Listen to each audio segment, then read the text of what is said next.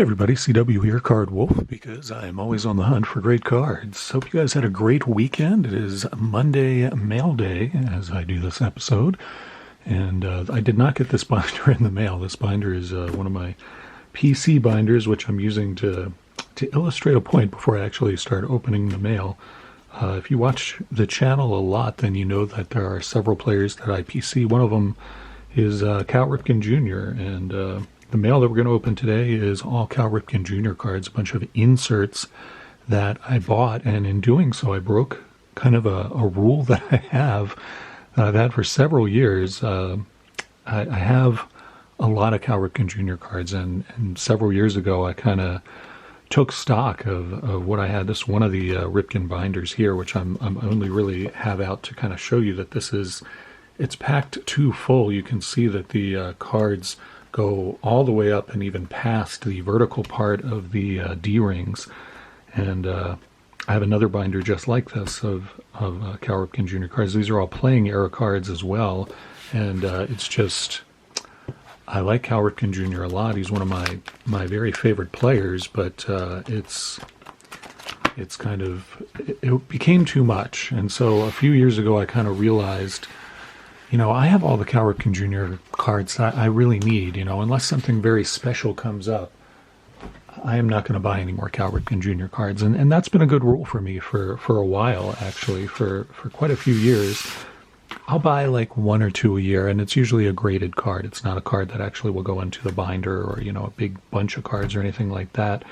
And then I guess it was about a month ago, somebody posted a whole bunch of playing era Cal Ripken Jr. card inserts, and they were all from the 90s. And I mean, many of the inserts, I had some of them, and some of them I didn't have and wasn't really that into, but they posted about 70 different cards, and they were all in individual listings on eBay, and each one was an auction, which you don't usually see. You see, people every day posting Cal Ripken Jr. inserts on eBay, but they're almost always on a buy it now, which is nice for them, but for, somebody who's actually, looking to buy cards, most of the time when you see a buy it now price, it's somewhat ridiculous. And so I don't even bother looking at those listings. But this happened to come up, and it was because there was one card that I do still have on sort of an eBay alert if it comes up. And, I always look at what else the seller has listed, and I happen to see, this guy just listed, his whole collection, it looked like. And so he had about 70 different inserts, and it was too much for me to resist. I'll be honest. I couldn't stick to my rule about not buying any more Cal Ripken Jr. cards. So I looked at his listings, and there were some that I had and some that I didn't, and I probably identified about maybe 20 cards that I would have liked to win, that I would have liked to buy, and there were a few that I was like, I'm really going to go for those. Those are cards that I have always really wanted, and they're particularly tough cards, and I did get a couple of those.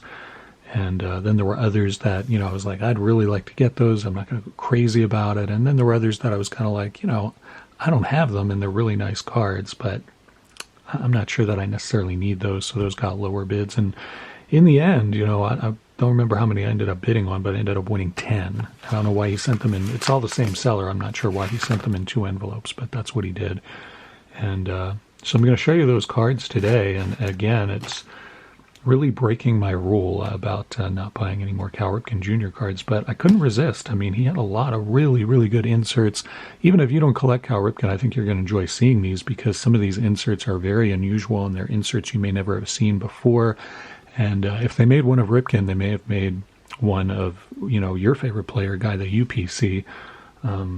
Whenever I PC players, usually I focus only on their playing era cards. I mean, with any of them, I'm happy to get cards that came out after they retired, and if I pull them out of packs, or if people send them to me, or I trade for them, or whatever it is, I'm delighted to have them, and I PC them, but they don't generally go into the big binders. They will, get into a penny sleeve and go into a box, or even a top load, or whatever the case may be.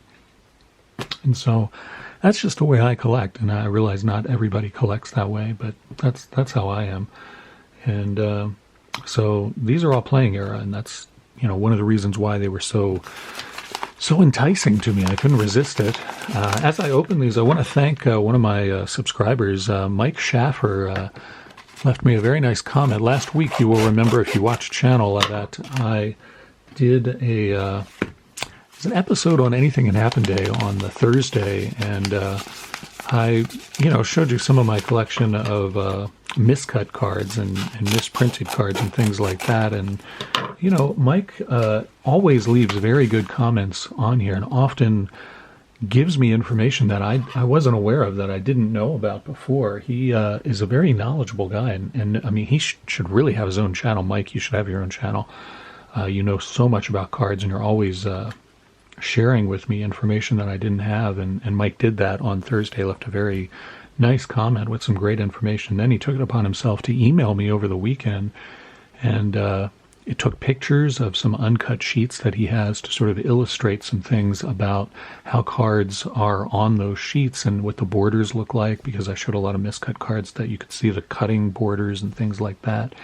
And so I wanted to give Mike a shout out today for taking the time to do that. I really enjoyed your email, my friend, and I know I emailed you back, but nonetheless, I wanted to say thank you. And for those of you who ever read, comments of other people who watch the channel, check out Mike Schaffer's comments, because he really he knows his stuff, and he is a very generous guy in terms of sharing information that he has. And I really appreciate that, Mike. Thank you again for doing that. I'm going to pull these out and show you these again. I'm not sure why he had these split up into two different packages, but that's whatever the case. I'm excited to get these, that's for sure.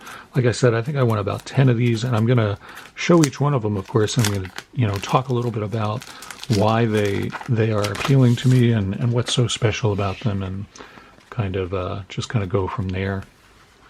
And this first one, it looks like this is a beautiful die cut. I'll get this up close to the camera. You can see that's just a beautiful die cut. It has these very thin edges. I'll bring that even closer so you can see that are meant to mimic the stitching of a baseball, and it's also got sort of a foily thing going on there.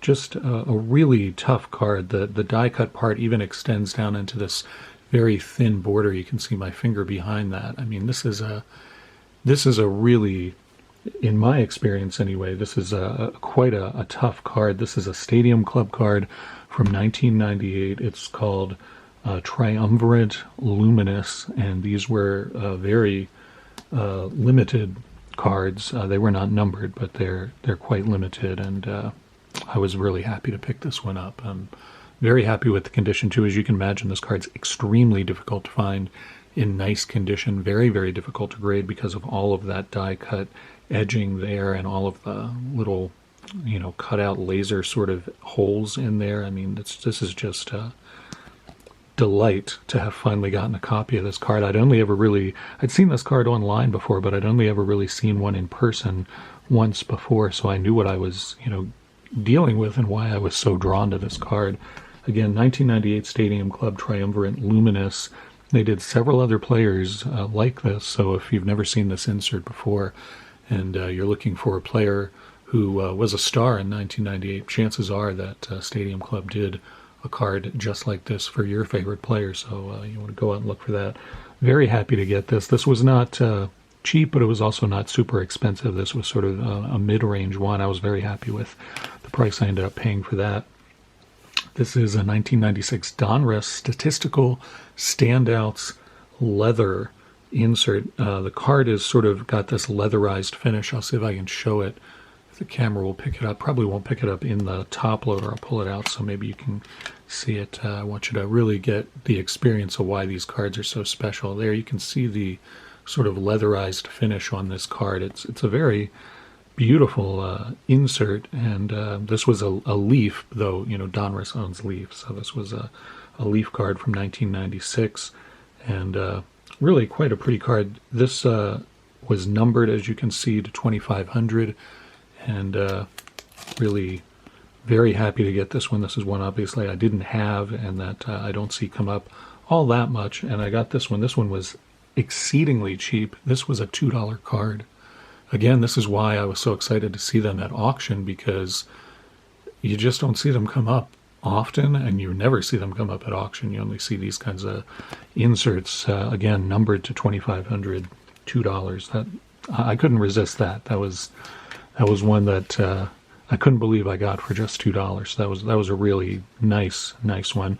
This is an acetate card. You guys, if you follow the channel, you know I love acetate cards. It's one of my real weaknesses in the hobby. I can't get enough of them. Not a lot of acetate cards from the 90s. That was really became much more popular a little later, though they started in the 90s certainly. And so this is one I've always wanted, and it's very tough to find. Certainly very tough to find in nice condition, and this is really quite a beauty. It's called Gold Series Stars, I think is the official name of this. It doesn't say anything about this being acetate, but they are called Gold Series Stars. This is a Donruss card, and this came out in '94, as I recall, and it is also numbered, this one, to 5,000, so a little less rare, I suppose, in terms of it being a lower number, but still very tough card to get, very hard to find in nice condition. That was one of the things that really drew me to this person's cards, is they were in very nice shape, and very nicely centered, no flaws in the acetate that they showed in their photo, and a very, very nice card. Was really quite happy to get this one. This was also really cheap. This was $4. I mean, that's crazy. I couldn't believe I got that one. There are several in here where I feel that way, where I was like, okay, I would have paid, quite a bit more than that. So $4 for that was a very nice deal. This is an artist's proof true grit card. This is from 1997, and it is Score. And I'll get that for you. You can see it's quite foily, which is very nice, and it's got the artist's proof stamp there, and it is a true grit insert. So it's an insert, but on top of that, it's also an artist's proof card. So it's a very limited card in that regard. Didn't have I do have the regular true grit one, but I don't have the artist's proof version of this. Again, Score Showcase Reserve is what this is, and it's from 1997.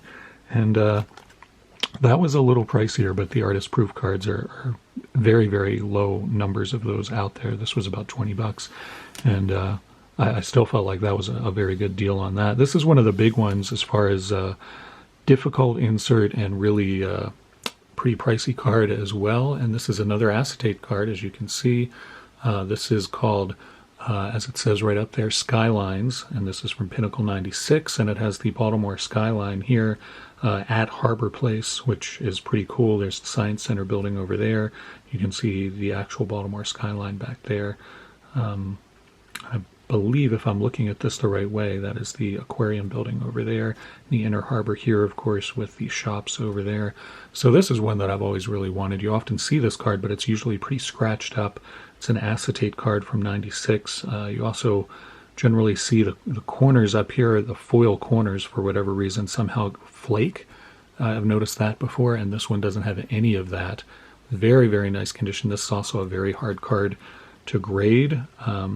So I was really excited that he had one of these, and this was one of the 2 or 3 cards that as soon as I saw he had it, I was like, okay, I got to get that one. That's in beautiful shape, and you just never see them come up at auction. This was one of the pricier ones for sure, but well worth it. Really excited to add that card to my collection. That's one I've wanted for a long time.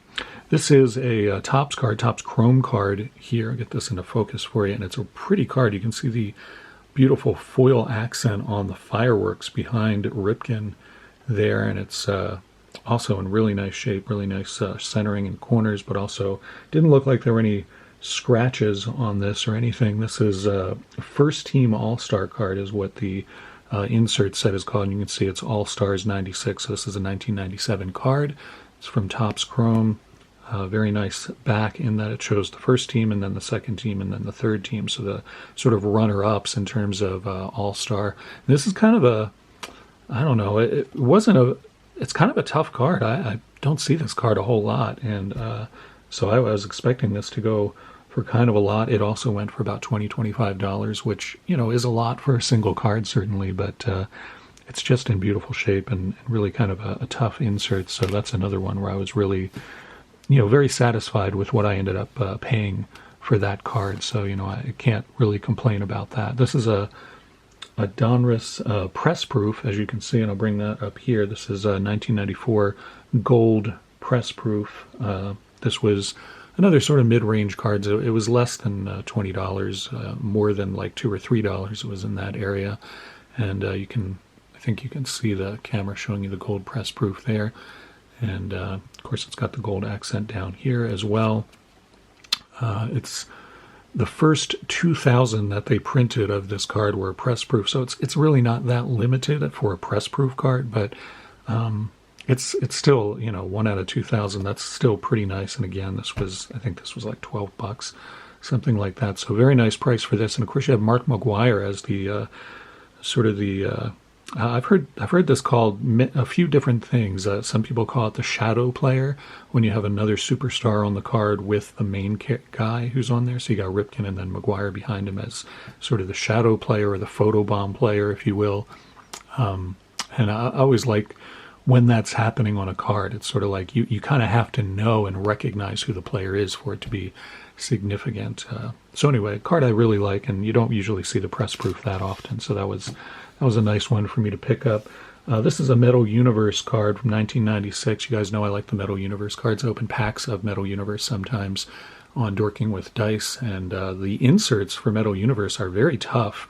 And this is the Motherlode insert, and it's a particularly tough one because the centering on this card is often way off, and you can see how easy it would be to see if the centering is off. I'm going to zoom in a little on this on the top, and you can see the edge here is the edge of the foil image is right up against the border, and even on this side it is a little bit off. It's not quite right up against the border. There's like a tiny millimeter of space there, so you can imagine there's really no room for error on these inserts, and so if they're off center even a little bit, it shows up really obviously. Very tough cards to get graded, and really pretty. They kind of have a, I think the design sort of reminds me a little bit of like dollars, paper money, that kind of thing. So that's pretty cool, and not numbered or anything, but still a really quite a nice insert. And this was one of the cheaper ones that I got. I think it was $1.25, something like that. I mean, that's nuts for this insert in this kind of condition. Now you can find, this insert, and you might get it for, a couple of dollars or whatever, but it's not going to be centered like that. The corners aren't going to be as nice as that.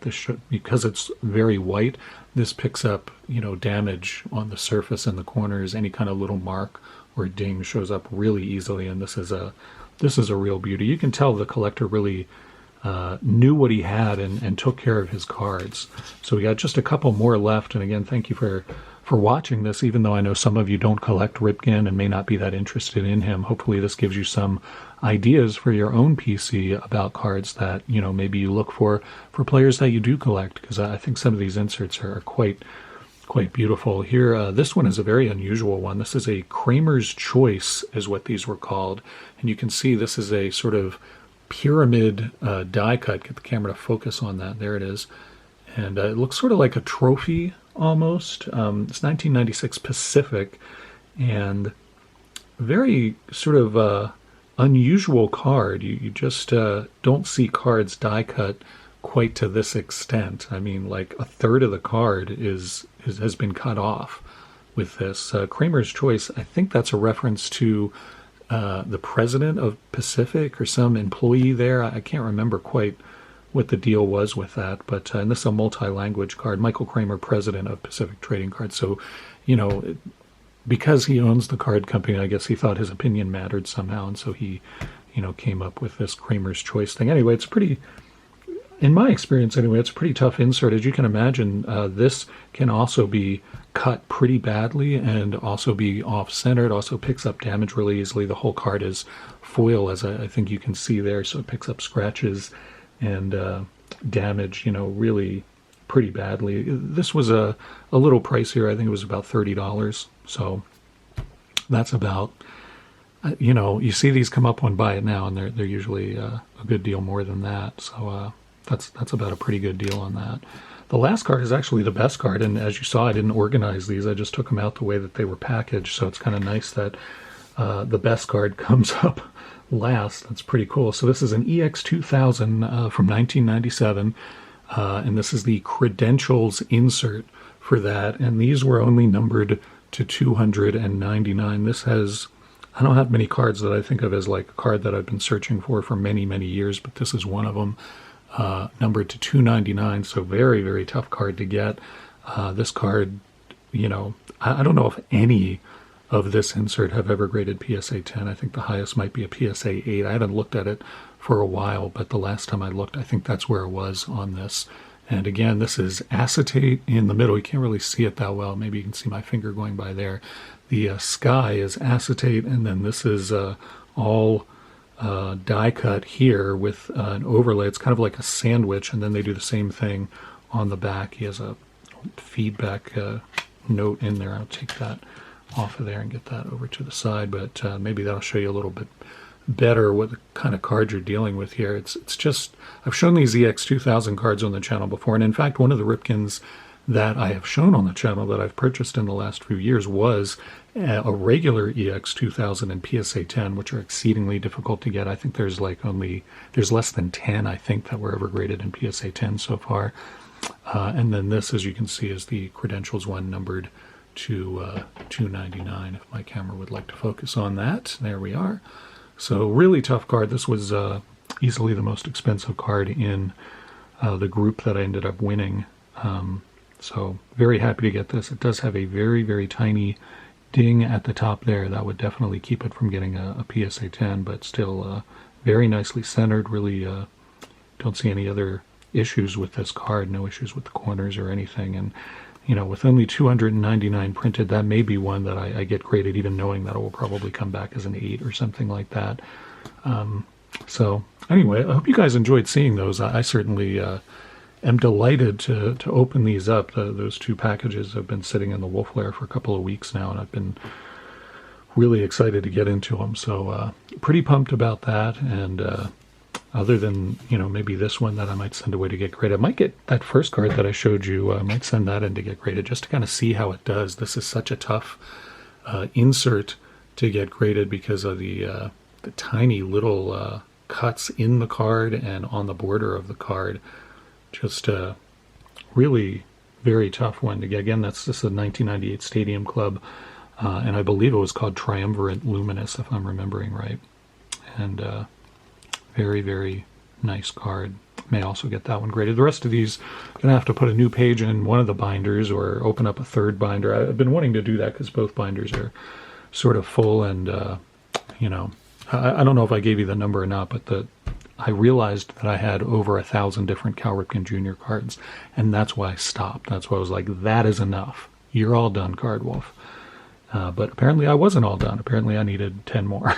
So there you go. That is a glimpse into my addiction or my collection, whatever you want to call it. I'm sure that maybe some of you can relate to what I'm talking about here. I would love to see your stories about your PC guys and how you feel like you maybe have gone overboard with some of these players that we like so much that we just can't stop collecting them. I would love to hear about that in the comments if you would like to share your stories with me. I know other people would like to read that too, so I encourage you very much to do that. And thank you once again for checking out these cards with me. These Cal Ripken cards bring me a lot of joy, so really excited about these. And I hope that they inspire you to maybe look for some of these inserts of players that you collect.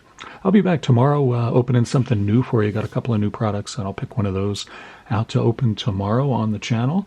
And see you back here then. Hope that, again, you had a great weekend. And as always, happy collecting.